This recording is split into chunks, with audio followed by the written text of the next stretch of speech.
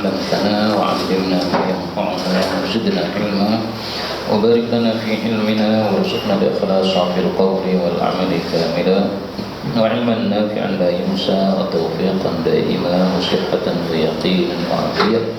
اللهم افتح لنا كل خير ويسر لنا كل أمور. اللهم انصر المجاهدين وارحم المستضعفين ودمر أعداء الدين واطمس على أموالهم آمين يا رب العالمين.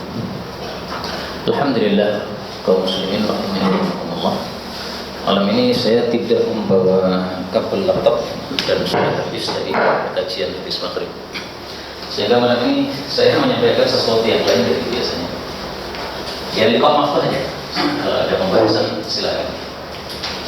Saya akan memberikan penjelasan secara umum tentang ulumul Islam, ilmu-ilmu dalam Islam, supaya terpetakan apa yang kita pelajari selama ini.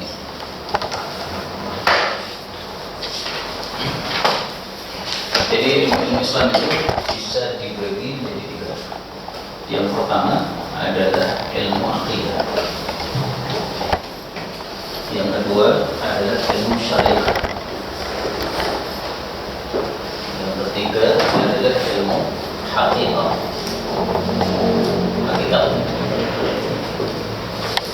Nah, pembagian ini ada dasarnya dalilnya. Jadi tidak hanya teori saja. Teorinya, dalilnya adalah apa? Hadis Jibril yang panjang itu, di mana Rasulullah ditanya tentang tiga hal oleh malaikat Jibril yang menyamar sebagai orang berdua. Beliau ditanya tentang apa? Iman, ya. Nah, dari iman itu muncul ilmu akidah. Kemudian beliau ditanya tentang Islam. Nah, dari al-Islam ini muncul ilmu tentang syariat. Kemudian beliau ditanya tentang ihsan. Nah, muncul yang biasa orang-orang sebut dengan nama hakikat. Dengan kata lain ilmu syariat fikih. Dengan kata lain ilmu hakikat itu adalah tasawuf. Ini hanya sekedar istilah. Panjangan nggak cocok dengan istilah ini, silakan ganti dengan istilah yang lain. Karena cuma istilah, kaidahnya mengatakan dalam musyahadat istilah, tidak usah berdebat dalam istilah. Silakan buat istilah sendiri. Ilmu hakikat kalau nggak cocok, nanti dengan istilah yang kita sukai.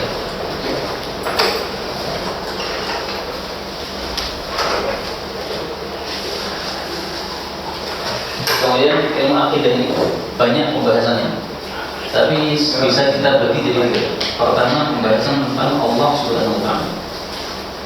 Yang kedua, pembahasan tentang Nabi atau nubuwah, kenabian. Yang ketiga, pembahasan tentang akhirat.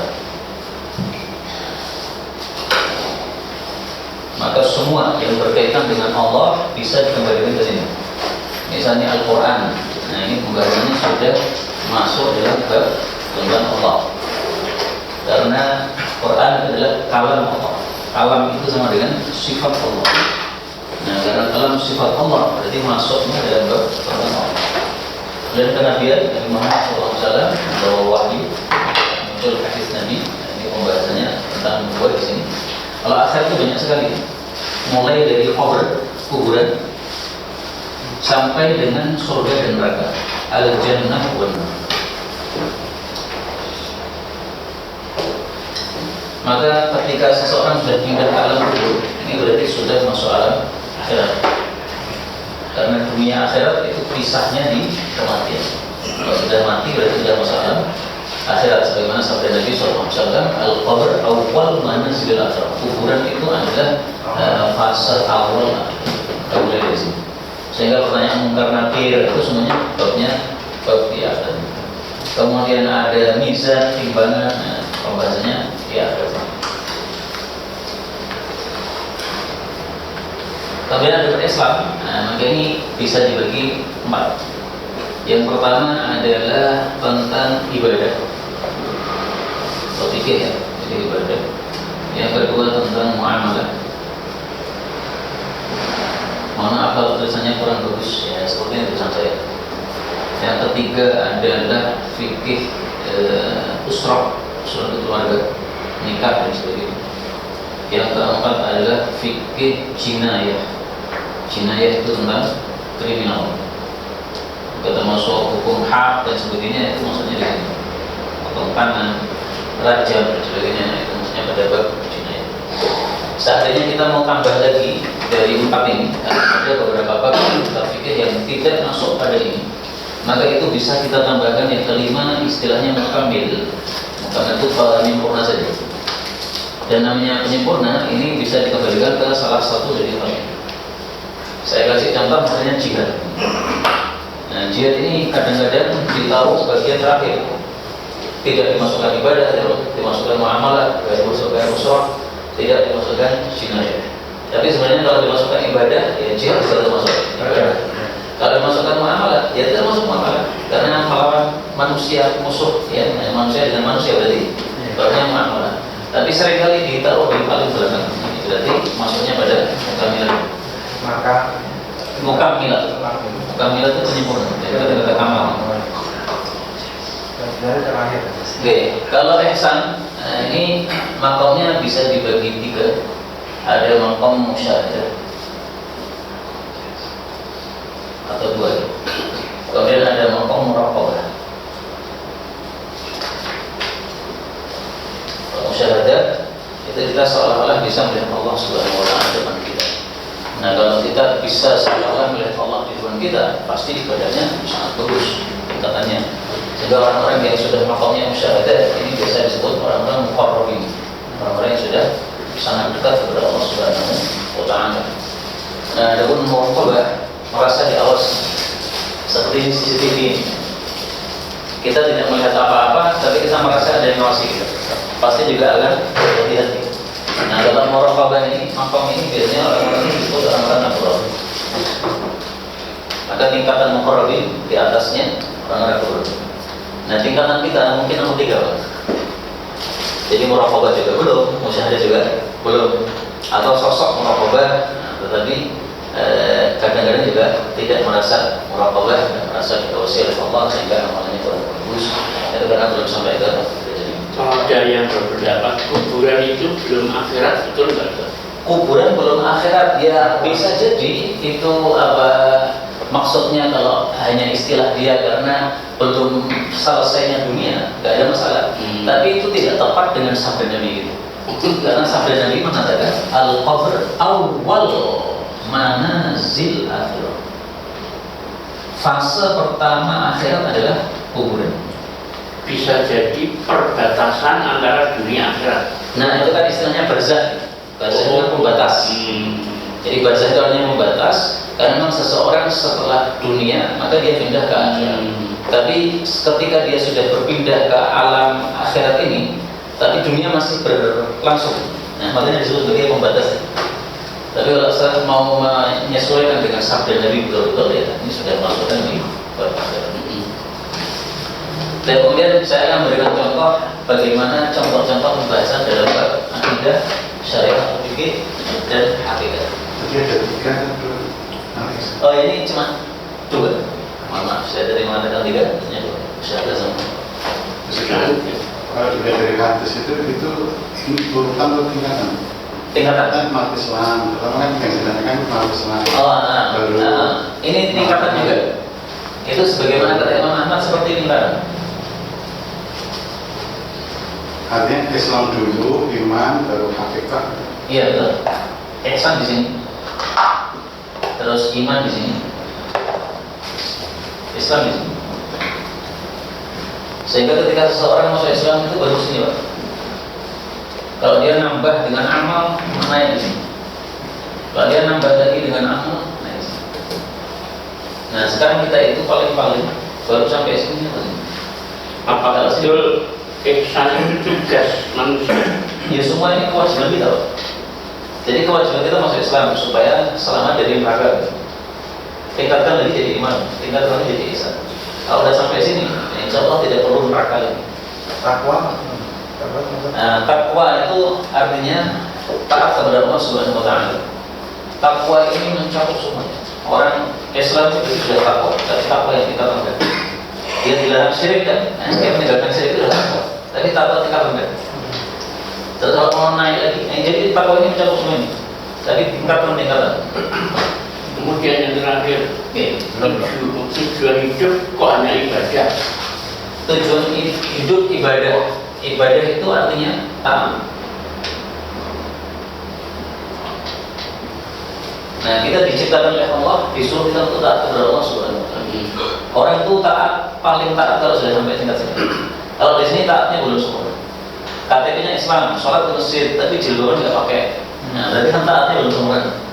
Naikkan lagi sampai ke iman. Kalau udah naikkan lagi. Nah, kalau kita sini, ini sudah taatnya sudah mentok. Ini di sini. Hatinya ada taat. Ternyata masih ada lagi. Lalu antara tujuan hidup sama kebutuhan hidup.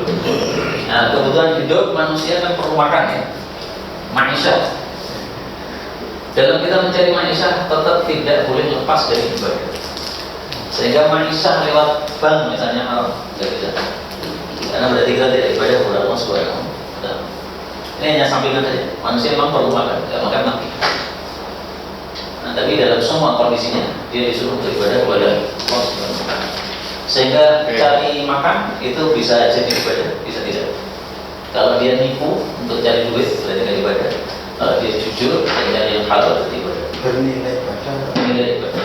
Nah, namanya betul-betul. Orang sujud belum tentu ibadah. Iya. Munafik itu sujud, tapi tidak ibadah. Sujudnya kerja juga. Nah, itu sujudnya cuma pura-pura saja. Sehingga jangan dikatakan orang yang mati ketika sholat berarti lebih bagus daripada yang mati ketika nyapu. Enggak harus. Bagi kita di mata zahir seperti itu, tapi bagi Allah belum tentu. Ada orang sujud mati, ternyata di mata Allah ini sujudnya munafik saja. Ya matinya pas sujud memang jadwal matinya pas itu. Dan Allah lebih paham ini sujudmu cuma sujud. Kalau kata-kata insya Allah husnul khotimah. Nah, insya Allah nggak apa-apa. Insya Allah husnul khotimah. Nggak apa-apa kalau insya Allah. Tapi kalau memastikan ini pasti husnul khotimah, pasti surga. Iya, jangan merasa ini. Kalau istiqomahnya kan bisa begitu. Ya bisa. Ya itu tanda-tanda saja. Tapi hakikatnya kita nggak tahu. Ya. Dari isi hati kan kita nggak tahu. Ada seorang sahabat yang kalau jihad selalu di depan. Ya. Maka para sahabat mengatakan ini orang yang paling bagus dalam diri. Rasulullah kita masih neraka. Mereka hampir tidak percaya. Ini orang kayak begini akhir neraka. Terus kita masuk mana? Akhirnya dibuntuti ternyata bunuh diri. Nah, baik, sekarang kita kasih contoh saja pembahasan tentang akidah. Misalnya pembahasan tentang mizan. Mizan itu apa? Dalam masalah pembahasan mizan, para ulama berselisih pendapat. Ini yang ditimbang apa? Amalnya kan? Iya. Sehingga kesimpulannya dalam bab akidah itu ada perselisihan pendapat. Tidak harus akidah itu tidak ada perselisihan pendapat, enggak usah. Ada masalah-masalah pokok di mana tidak ada perselisihan. Kalau menyelisih berarti sesat. Ada masalah-masalah yang cabang. Kalau berselisih tidak ada masalah. Dan ini terjadi dalam semua pembahasan ilmu akidah, ilmu syariat, ilmu akidah. Ini contoh kecil mizan ini. Pembahasan ilmu akidah yang boleh berselisih pendapat padanya dan berselisih pendapat padanya tidak termasuk yang kemudian keluar atau sesat. Pendapat yang kuat insya Allah yang ditimbang itu 3. 1, amalnya ditimbang. 2, amilnya orangnya juga ditimbang. 3, suhufnya, catatannya juga ditimbang. Berarti yang ditimbang 3. Amalnya sendiri. Kalau amal ditimbang berarti ada wujudnya. Kita baca Quran itu kan nggak ada wujudnya. Nah, besok di akhirat akan diwujudkan sehingga bisa ditimbang. Terus kitanya, badan kita juga akan ditimbang. Kemudian catatan amal kita juga akan ditimbang. Tiga-tiganya ditimbang oleh Allah Subhanahu wa Ta'ala. Dan ini semuanya ada dalilnya. Sehingga ini dikatakan pendapat yang sangat kuat. Timbang itu dalam persepsi kita kalau memang timbangan itu nanti berapa satu, maksudnya dalam seperti yang apakah ada bendanya? Maksudnya hadisnya mengatakan lahu kifatan, dia punya 2 sisi. Nah, sehingga kita pahami sesuai dalilnya. Memang betul-betul ada barangnya. Kok limit sekali dengan hisab Ustaz? Hisab itu dihitung apa namanya per detail amal kita. Kamu melakukan ini, kamu melakukan ini. Nah, jadi suhufnya dibuka. Nah, ketika suhufnya dibuka itu didetailkan, itu dihisab. Saya kasih contoh yang kedua, di mana ada perselisihan pendapat dalam bab akidah, tapi tidak masalah alias tidak menyebabkan sesuatu. Misalnya tentang ru'yat, melihat Allah Subhanahu wa Ta'ala. Apakah Nabi Muhammad SAW pernah melihat Allah? Pendapat jumhur mengatakan tidak, lah. Tapi kata Ibn Abbas, nah iya. Nah ini perselisihan pendapat tidak masalah. Ibn Abbas mengatakan Allah terlihat oleh Nabi Muhammad SAW karena waktu itu beliau Isra Mi'raj sampai naik ke langit, kemudian sampai masuk surga, kemudian melihat Allah Subhanahu wa Ta'ala. Nah menurut para ulama ini melihat Allah tidak masalah karena sudah kondisi surga. Kalau kondisi dunia ketika beliau turun di bumi di Mekah memang belum pernah melihat Allah Subhanahu wa Ta'ala. Tapi ketika naik, nah itu sudah alam gaib, sehingga tidak masalah kalau tidak ada. Terus untuk masalah fikih, nah, beberapa hari yang lalu kita membahas tentang buyu, jual beli. Buyu itu satu bagian dari muamalah, karena muamalah itu tidak hanya jual beli. Faraid maksudnya muamalah, pokoknya yang berkaitan dengan harta. Faraid, hibah, wakaf, jual beli, nah, semuanya dimasukkan dalam sebuah muamalah. Maka muamalah ini maksudnya adalah muamalah maliyah, muamalah harta. Karena usrah pun juga muamalah, tapi muamalah keluarga. Akhlak masuk di mana? Akhlak maksudnya di sini, Pak. Tasawuf masuk akhlak.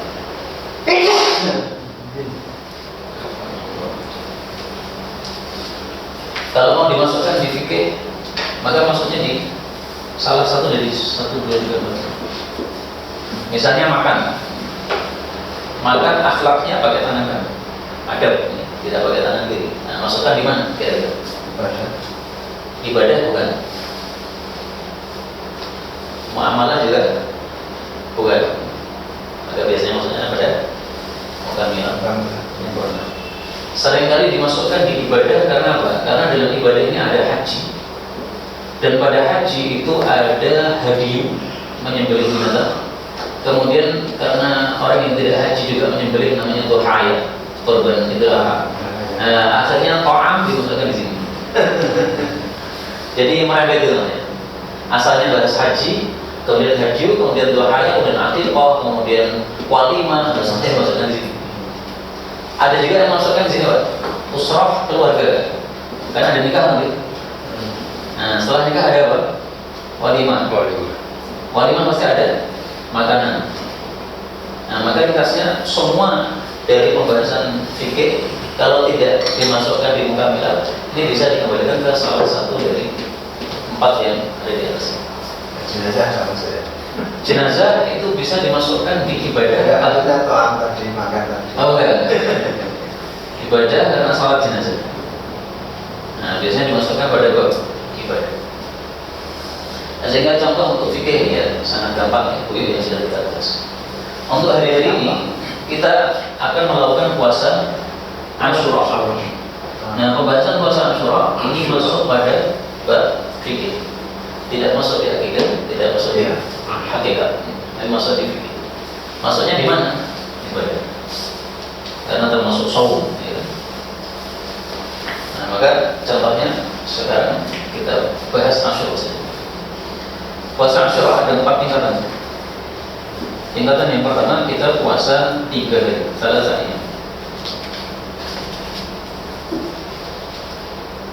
Tingkatan yang kedua kita puasa 2 hari, yaitu tanggal 9 sampai tanggal 10. Tingkatan yang ketiga kita puasa 2 hari, tapi tanggalnya diubah 10 sampai 11.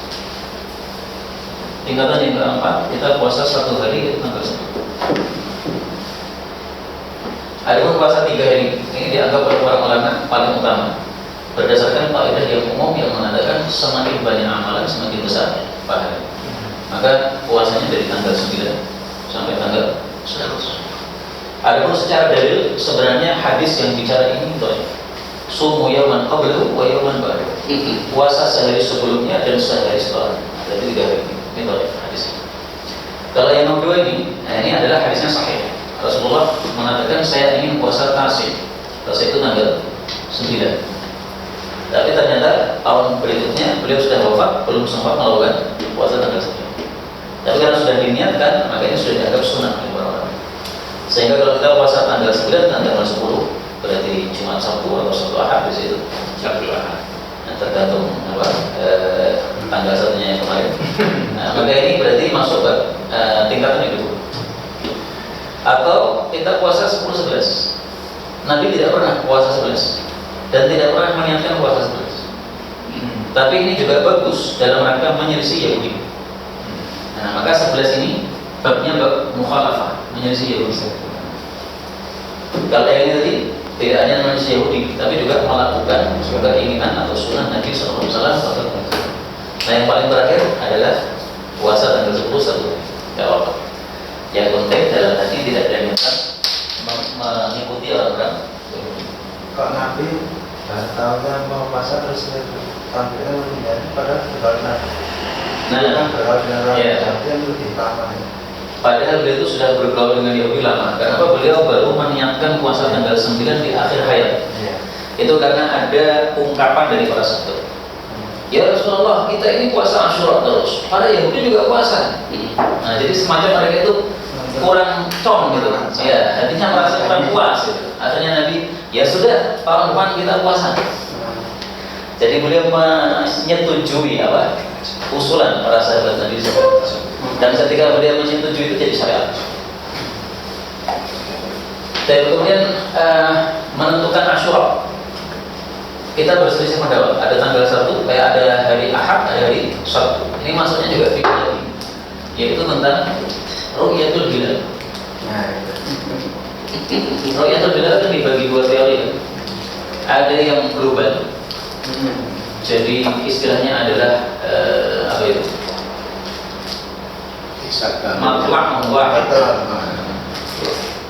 Ada istilahnya itu maqalid katsira. Maaf itu. Kalau matlaq wahid berarti ketika satu sudah melihat berlaku seluruh dunia. Dan ini pendapat jumhur. Sehingga kalau panjenengan besok itu puasanya Sabtu, berarti sesuai dengan pendapatnya jumhur. Yang menyelisih jumhur cuma satu mazhab, Syafi'i. Nah, berarti kalau panjenengan puasa hari Ahad, itu sesuai pendapat mazhab Syafi'i, karena mengikuti maklaknya Indonesia. Dua-duanya Sabtu Ahad. Kalau dua-duanya Sabtu Ahad, berarti kalau kita mengikuti yang maklak Ahad tadi, berarti puasa kita adalah puasa tanggal 9 sama 10. Tapi kalau kita ngikut yang ini, berarti kita puasanya 10 sama 12 berarti. Kalau pakai ini, sudah. Kalau tiba-tiba itu bawa spidol. Astagfirullahaladzim. Apa mas? Enggak apa-apa, masih ada. Nah, masalah global yang menerbitkan Muhammadiyah sendiri atau semua seseorang? Sekarang ini Muhammadiyah yang membuat, karena itu kan prosesnya. tapi fikihnya itu fikih jumhur. Dan kemarin hari Sabtu, hari Kamis, itu guru saya di Yaman itu sudah merayakan 1 Muharram, merayakan dengan hari pengajian. Kamis. Nah, berarti Yaman sudah melihat. Kalau Yaman sudah melihat berarti berlaku seluruh dunia, baik Indonesia maupun yang lainnya, karena dianggap ini. Sehingga kalau panjenengan mau puasa hari Sabtu silahkan, ini sesuai juga. Saya mau puasa hari Ahad saja sudah sesuai. Kalau 9-10 yang matlaq wahid berarti Jumat Sabtu. 9-10 yang matlaq wahid berarti Kamis Jumat Sabtu ya. Karena Sabtunya tanggal 10. Berarti Jumat Sabtu. Kalau ada yang Jumat, Sabtu, Ahad, ikut mana ya? Kenapa Sabtu?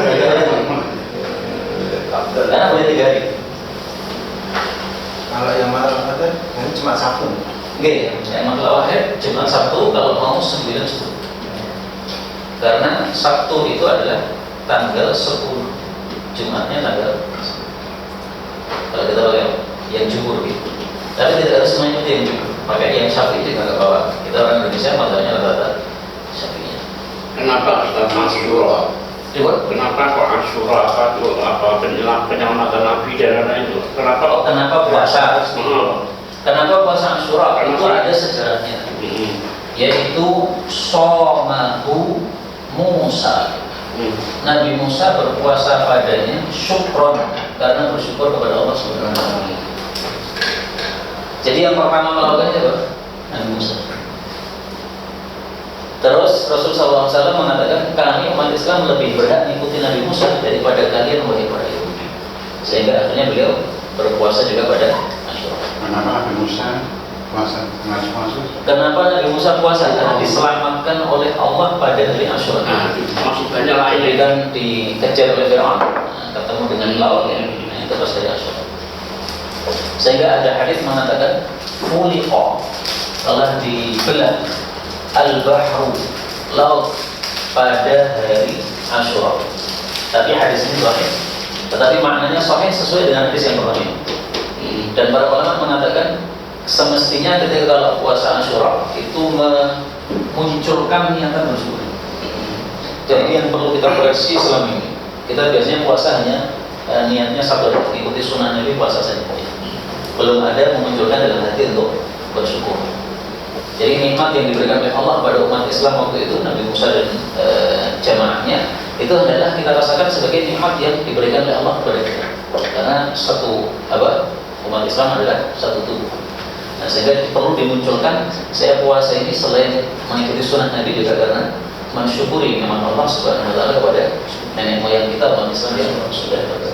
Kalau perayaan Asyura Syiah itu ya. Kalau orang-orang Syiah Asyura itu tampaknya bukan puasa ya, tapi mengingat kematian Husain. Ya, kabung. Bergabung. Sehingga mereka itu memukul kepala dengan pedang supaya keluar darah, memukul badan dengan besi, rantai besi itu supaya berdarah. Itu untuk mengingat-ingat bahwa kakek mereka pernah terzalimi, sehingga supaya muncul dalam hati mereka itu kekuatan untuk melawan kezaliman. Efeknya bagus, sehingga mereka itu merasa harus ada musuh kita yang kita hantam. Seperti sekarang perang dengan Israel itu. Tapi sayangnya sesatnya sangat sesat. Tahun yang lalu saya ke Semarang pakai 10 suro, disuguh jenang suro. Mungkin riwayat kita jenang suro. Jenang suro itu apa Pak? Nah, makanya ke Semarang pakai 10 suguh jenang suro Mas. Dengan tangannya bagus. Bilang nggak mana. Tapi betul kok Pak. Tapi belum bukan Ada yang pernah dengar jenang suro? Kamu saya juga buat Pak. Kamu saya. Nah, ini kamu ini juga ya. tapi bukan tanggal 10 Muharram. Karena tuh Surah itu apa? Kalau itu nggak tahu, itu dalilnya tanya orang Jawa. Surah itu Dan misalnya 17 Agustus itu pakai mungkin Nabi ya pas kosong. Gitu.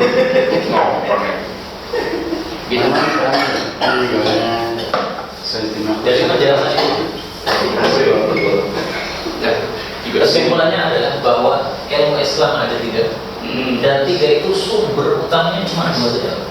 Al-Quran dan As-Sunnah. 1 Al-Quran 20 juz, 2 As-Sunnah hadis-hadis Nabi SAW. Nah sekarang Bang Ghazali itu mengajarkan 2 ini.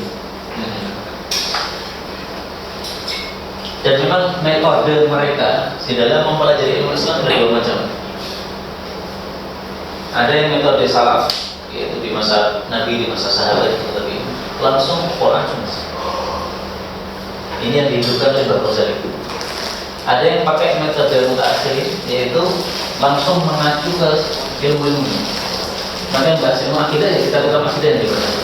Yang bahas fikih kita fikih yang dibaca. Yang membahas tasawuf kita tasawuf yang dibaca. Ini 2 metode ini ada kelebihan dan kekurangannya. Kalau kita langsung ke sini, maka biasanya 1, 2, 3 ini semuanya kurang mendalam, karena semuanya dipelajari. Tapi kalau kita langsung ke sini, maka biasanya lemah di sini dan di sini. Atau di sini, maka biasanya lemah di sini dan di sini. Jarang sekali orang yang kuat langsung 3. Nah, kebetulan saya ketemu dengan guru pertama, Ustaz Muzakir, itu metodenya sama dengan Bang Ghazali, Quran Sunnah. Sehingga dalam bab fikih ya saya bisa dikatakan kurang kuat. Bab tasawuf apalagi, karena belakangan ini saya baru belajar. Akidah ini sangat banyak sebenarnya di dalam Quran ayat-ayatnya ya, dan itu sebagai sumbernya. Tapi kalau kita langsung ke kitab-kitab akidah itu biasanya lebih terperinci. Tapi kemudian Quran dan Sunnah yang sangat banyak itu kalau kita bagi isinya cuma dua. Ada kalanya akhbar, berita, ada kalanya ahkam, hukum. Akhbar ini kewajiban kita cuma satu, iman, percaya. Hukum ini kewajiban kita cuma satu, menerapkan amal soleh. Nah, maka ringkasnya kewajiban kita cuma dua dalam hidup ini, iman sama amal soleh. Wal asr innal insana lafi khusr illa alladziina aamanu wa 'amilus shalihaat. Nah, iman yang mencakup semua kabar yang ada di Quran Sunnah. Amal soleh ini mencakup semua hukum yang ada dalam Quran dan Sunnah. Nah, kita hari-hari ini bahasnya aja Pak, kecil tadi. Nah, supaya tergambar oleh kita bahwa ilmu kita sangat masih dikit saja. Berapa lama ya? Sampai mati Pak. Makanya Imam Ahmad kan ditanya, wahai imam, kau sudah menjadi imam, masih nulis ilmu sampai kapan? Ma'al mahbar dan mahbar, bersama tinta sampai masuk. Jadi gak ada berhentinya belajar. Kepentingan manusia ilmu itu lebih banyak daripada makan dan minum. Betul. Karena seperti air untuk ikan, tidak dikasih air mati. Ilmu juga begitu, tidak dikasih ilmu mati hatinya. Maka ketika orang tua itu kan sudah cepat nggak mau berinteraksi, nggak mau belajar, ya akhirnya pikun dan akhirnya ya lemah katanya. Ya semuanya. Kalau Quran, Sunnah, Qiyas, Ijma itu gimana? Nah, kalau selain dari dua ini kembali ke sini Pak. Misalnya untuk tadi menyebutkan ada ijma, ada qiyas. Ini kembalikan ke salah satu dari dua. Karena tidak mungkin para ulama sepakat tanpa ada dasar. Pasti ada dasar dari Quran atau ada dasar dari Meskipun secara umum. Iya, global. Terus mereka mengambil kesimpulan. Nah, kesimpulan itu kemudian menjadi ijma. Adapun qiyas ini dilakukan oleh Nabi Sallallahu Alaihi Wasallam. Jadi maksudnya dalam bab sunnah. Maka qiyas dan ijma tidak lepas dari Quran Sunnah. Sehingga tidak mungkin orang ijma menyelisih Quran Sunnah. Kemudian qiyas yang tidak sesuai Quran Sunnah maka dibuat. Maka ada istilah qiyas mazmum. Qiyas yang tercela. Kenapa? Karena tidak sesuai Quran Sunnah. Misalnya orang-orang yang menyamakan laki dengan perempuan. Laki-laki boleh jadi imam Jumat, berarti perempuan juga boleh imam Jumat. Nah, dikiaskan itu menyelisih Quran. Quran mengatakan wali sadzakaru kal unsa. Maka kiasnya dibuang. Sehingga kesimpulannya kewajiban kita hidup sebenarnya cuma dua itu, Quran Sunnah. Tapi untuk mempelajari Quran Sunnah ini ada ilmu alatnya Pak. Alatnya betul. Ada ulumul Quran. Gitu. Apa lagi? Mustalahul hadis. Nah, itu maksudnya dari ilmu yang kedua, ulumul hadis. Ada lagi ulumul lughah, bahasa dan seterusnya.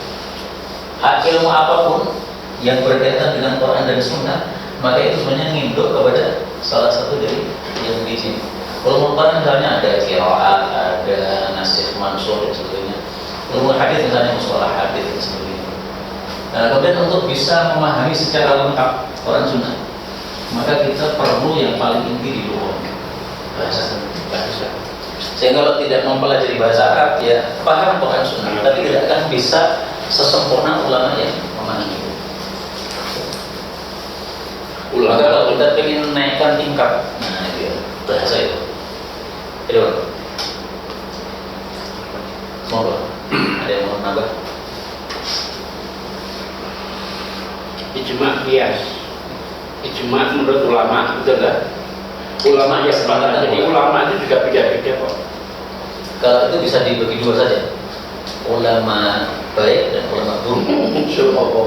Ulama dunia dan ulama akhirat. Atau ulama. Tapi ini sekedar apa? Kita maklum ya, gara-gara tadi saya nggak bawa kabel. Nah, sekarang silakan mau menambah apapun silakan bebas. Kalau tadi yang Quran Sunnah itu, saya pernah dengar ada apa ya, ahli hadis dan ahli fikih cara memahami Quran dan Sunnah.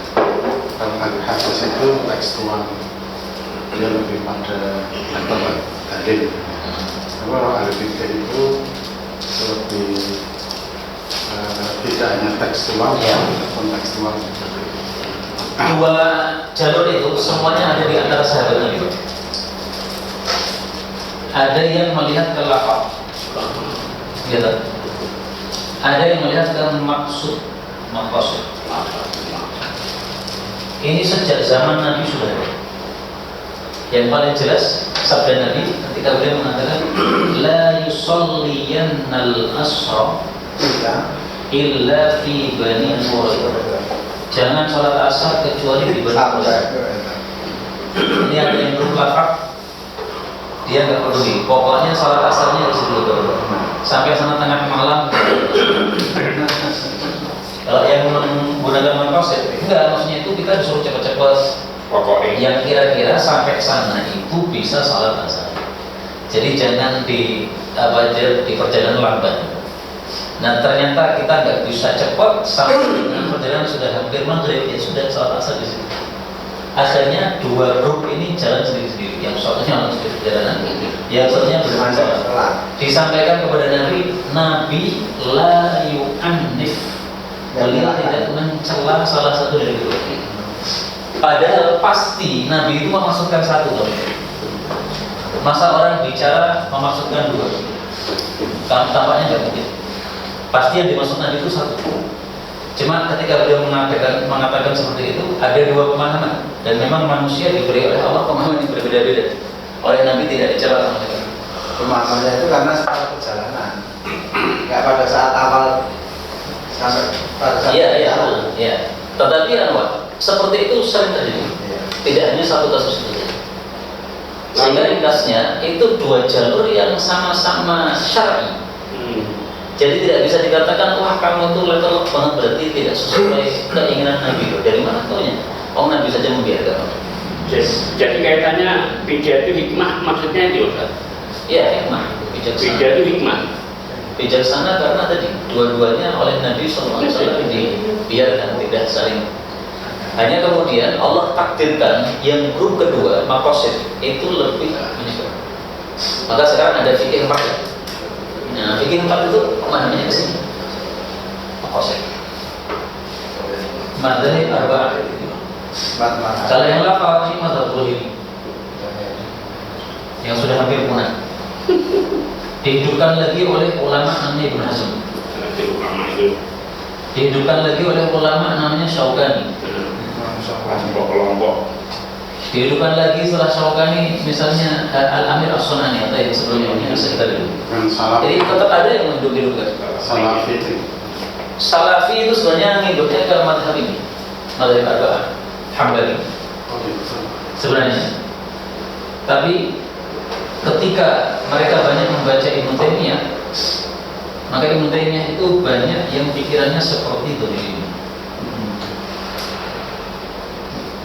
Termasuk Maliki juga apa itu? Lafaz atau Maliki, Hambali, Syafi'i, Hanafi, semuanya grup yang kedua, maqasid.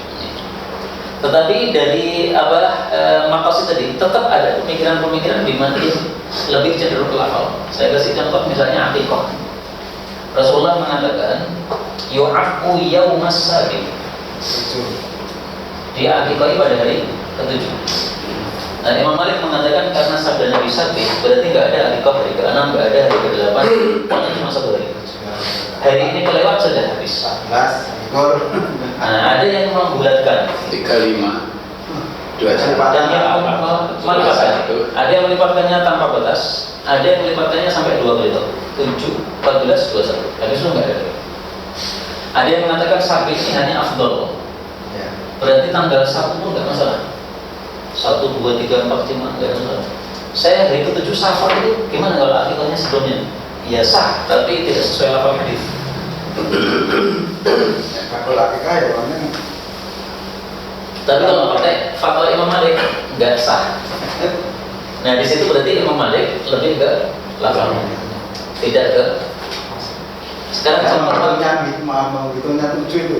Ini lahir hari Senin. menghitungnya 7 itu 1 hari sebelumnya.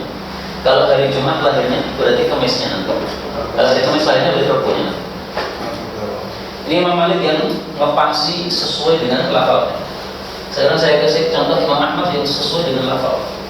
Dan ini Imam Ahmad sering sekali sangat sesuai dengan lafal. Contohnya beliau mengatakan bahwasanya kalau seseorang bangun, maka hendaklah dia cuci tangannya sebelum masukkan ke embernya, karena dia tidak tahu aina batat itu, di mana tangannya bermalam. Batat itu bermalam, lail malam. Nah, sehingga kata Imam Ahmad, ini hanya untuk tidur malam. Kalau tidur siang langsung celokkan nggak apa-apa. Kalau Imam Syafi'i enggak. Beliau mengatakan la yadri, seseorang itu tidak tahu di mana tangannya bermalam. Nah, kita tidur siang pun kita juga nggak tahu tangan kita. Nah, berarti beliau lebih ke makna maksud. Tapi kalau memang berarti ke lafal batas. Dan insya Allah semua mazhab itu nanti kalau dicari ada mana mazhab Syafi'i yang lebih cenderung ke lafal, mana mazhab Hanafi yang lebih cenderung ke lafal, ada semuanya insya Allah. Kesimpulannya benar itu tidak satu Ustaz ya. Kesimpulannya benar itu satu, tetapi kita tidak tahu pastinya. Berarti tidak satu. Seperti yang tadi Pak, ini pasti yang dimaksud Nabi satu. Baik. Tetapi karena dua-duanya sudah berijtihad, maka tidak disalahkan oleh Nabi. Makanya yang sesuai dengan keinginan Allah dan Nabi pahalanya kedua-dua. Tapi yang tidak sesuai pahalanya satu. Yang tidak dapat pahala adalah yang tidak mau manut. Kurang angkat. Ini nggak salah. Gak mau sholat, malah gak ada pahala. Setelah melihat itu, kita itu separuh pasir Ustaz ya. Sangat kecil. Iya betul, kecil banget. Kecil banget. Karena apa ini turun terus kapan nanti. Nah kalau mati gitu, kita itu sebenarnya kalau disuruh memaklumi bahwasanya mengakui bahwa ilmu kita sedikit ya, insya Allah mengakui. Tapi nggak ada aksi sungguh-sungguh belajar. Ya, tapi yang mana? Anu. Jadi Kebutuhan dunia Ustaz. Makanya biasanya maksud saya, ya kita mengamalkan yang sudah kita ketahui. Insya Allah barokah. Karena kalau kita pengen naik ke tingkat ulama, kayaknya masih sangat jauh. Apalagi yang merasa sudah tua nih, mungkin mau mempelajari bahasa, caranya udah gak kebayang. dan malah dari Al-Quran saja ilmunya begitu banyak. Iya. Ya, terus saudara kita yang habis Al-Quran belajar itu biaya. Tafsir Al-Quran itu kalau hanya hafal saja, Ya, maksud saya, saudara kita yang ada di sana itu loh, masjid Tafsir Al-Quran itu loh. Iya. Jadi nah ini nggak anggap imam bacanya gitu, yang apa tadi? Misalnya masuk gitu loh, hasilnya Bacanya nggak bagus. terus amalannya juga gitu. Padahal kakak ini melewat ya. Kalau memang fokusnya di bidang tahfidz tok tanpa pemahaman, memang nggak paham, hanya hafal. Iya. Dan itu diakui oleh mas saya yang punya pesantren tahfidz di Surabaya. Didatangi oleh masyarakat ke pesantren. Pak Ustadz, kita minta dai untuk kajian di masjid. Beliau merasa ya Allah, selama ini saya berarti nggak berbuat apa-apa. Kan nggak bisa ngirim Ustadz yang bisa ngajar di masjid. Bisanya baca Quran tok, imam tok. Suruh menjelaskan nggak paham. Kalau seperti saya ini suruh hafalan 30 juz ya sudah banyak hilang. Tapi insya Allah kalau menjelaskan malah paham. Nah beliau merasa wah selama ini kita cuma bermain-main di pesantren karena cuma tahfidz tok tanpa ada pemahaman. Ya alhamdulillah gara-gara itu kemudian jadi sungguh-sungguh untuk belajar. Ustaz, apa betul urut-urutan atau tahapan-tahapan ini dari muslim, mukmin, muhsin, mukhlis, mutakin? Kalau mukhlis mutakin itu istilahnya sebenarnya mungkin lebih umum ya. Artinya orang Islam pun bisa mukhlis, iman pun bisa mukhlis, ihsan pun bisa mukhlis. Ikhlas kan? Ikhlas itu kan keinginannya hanya untuk Allah gitu. Orang yang Islam apa tidak mungkin dia ikhlas? Bisa tidak? Misalnya perempuan tidak pakai jilbab, tapi dia muslim. Ketika ada tetangganya butuh bantuan, dia ngasih bantuan dan dia hatinya semata-mata ingin. Bisa nggak? Bisa. maka ikhlas takwa itu bisa ke sini semua. Sehingga menurut saya tidak perlu ditingkatkan Islam, iman, ihsan, mukhlis, muttaqin tadi. Nggak perlu begitu, karena pembagian dalam hadis itu cuma 3. Sementara takwa dan ikhlas ini bisa masuk pada 3. Lalu adakah tahapan-tahapan dan muslim nomor Ustaz? Udah mentok itu. Dan muslim Kalau mau naik lagi jadi nabi. Nah, ya, karena sudah muslim. Ya, Kalau muslim sudah muqarrabin, Pak. Sudah muqarrabin mau dekat lagi, gimana caranya? Ya jadi nabi. Itu udah paling dekat itu. Jadi kalau saya pernah dapat keterangan yang hadis itu kan seorang muslim itu ya dia hanya mungkin melaksanakan saja. Mungkin hatinya bisa jadi macam-macam, terpaksa dan sebagainya. Kemudian menjadi mukmin itu levelnya naik lagi. Ketika dia melakukan syariat itu, syariat apapun jadi banyak itu, dia sudah mulai muncul kesadaran dorongan karena ingin mendapat akhirat, ingin mendapat cinta Allah dan sebagainya itu. Dan seterusnya sudah dari iman yang menang itu. Nah, level yang lebih tinggi lagi tidak hanya dengan kesadaran dia, tapi dia sudah sampai hakikat yang kemudian bisa menghadirkan Allah dalam setiap amalnya. Ya itu tidak salah. Karena Islam ini, kalau kita perhatikan, ketika Nabi menjelaskan apa itu Islam, semuanya amalan non dohir. Mal Islam antas syahadat ini dohir, salat dohir, zakat dohir, puasa dohir, haji dohir. Begitu bicara masalah iman, begitu bicara masalah batin. Al-iman antuk mina, ya kan? Billahi wa malaikatihi wa kutubihi wa rusulihi wal yawmil akhir wal qadar, semuanya dia. Nah, kemudian ihsan ini zahir batinnya sudah sempurna, terus ditambah dari kalau nggak musyahadah maka muraqabah. Sehingga tidak ada kemudian yang pakai kafir atau syariat. Nah, kalau ada kesesatan, itu ada kesesatan. Kalau orang sudah sampai ke hakikat, itu berarti syariatnya sudah matang. Kalau dia syariatnya belum matang, maka tidak disebut hakikat. Yang mau disebut hakikat silahkan, tapi bukan hakikat yang dimaksudkan oleh para ulama-ulama dari tambah penjelasan. Jadi artinya kan yang syariat ini kan biasa di amal dohir semua kan. Amal dohir.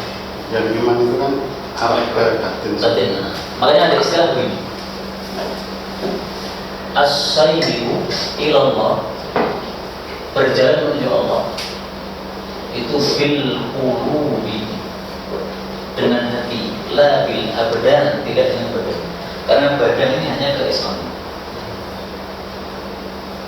Misalnya ya, kita memperbanyak sholat, ya bagus lah. Tapi kalau hatinya roboh, ya berarti belum masuk ke Hati ini sopo. Jadi misalnya gini Pak, sholatnya kuat, baca Qur'annya kuat, gitu.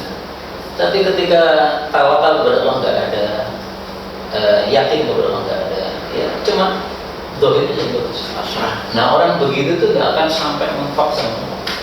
Mau mentok di hatinya.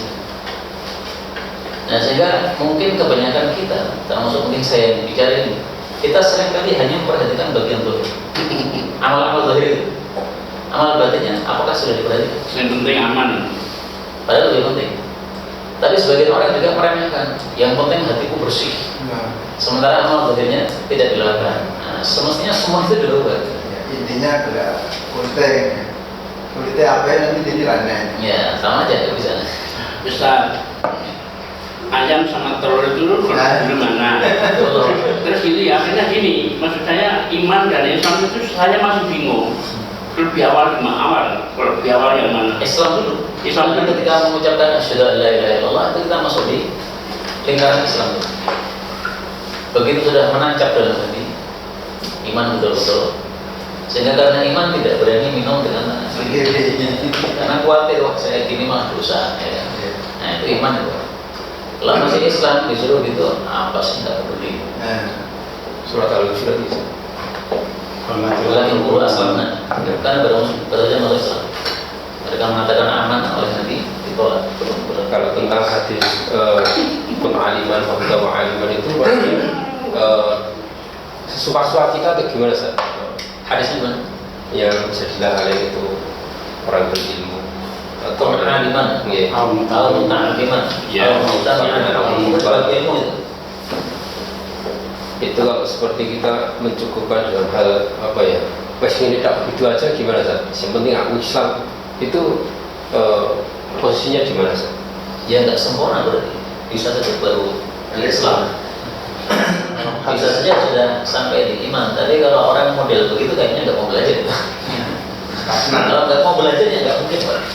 Ya, seperti orang itu belajar membaca terus tapi tak pernah belajar tentang makna dan sebagainya. Setiap pekan ngaji cukup qiraah saja itu Ustaz.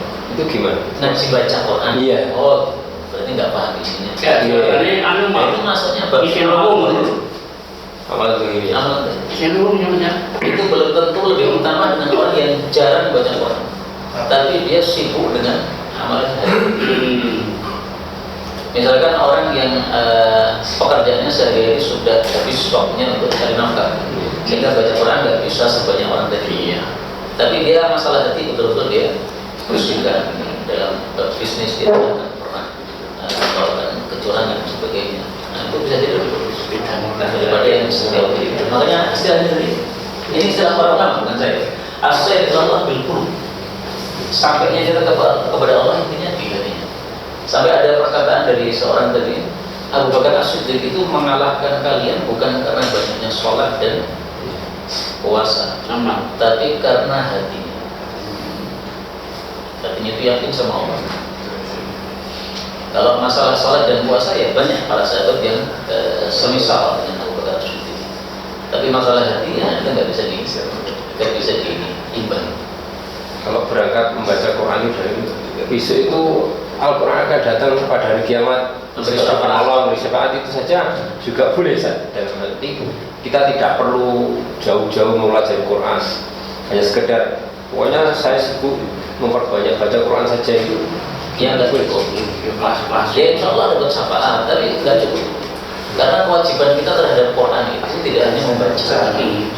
Inti dari Quran itu sebenarnya diamalkan. Inti sebenarnya budalina seperti itu. Sehingga kalau cuma dibaca saja, sementara tidak diamalkan, ya sebenarnya tidak sempurna, sama sekali tidak sempurna. Itu mirip resep hanya dibaca, nggak diberikan obat. Kapan sembuhnya? Sehingga dia nggak bisa menyesuaikan dirinya dengan Quran. Kalau dipelajari kan kita bisa menyesuaikan. Oh iya, ya, mata saya suruh. Oh iya, mulut saya disuruh begini. Oh iya, tangan saya disuruh. Tambahnya udah cukup nih, tadi ada tambah.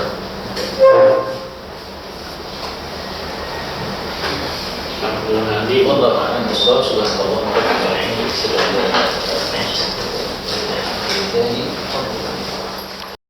Dukung dakwah ini terus mengudara. Kajian gratis ini berjalan atas izin Allah dan dukungan tulus dari Anda. Bersama kita sebarkan kebaikan seluas-luasnya. Yuk jadi bagian dari tim kebaikan kami dengan mendukung operasional dakwah. Jazakumullahu khairan katsiran.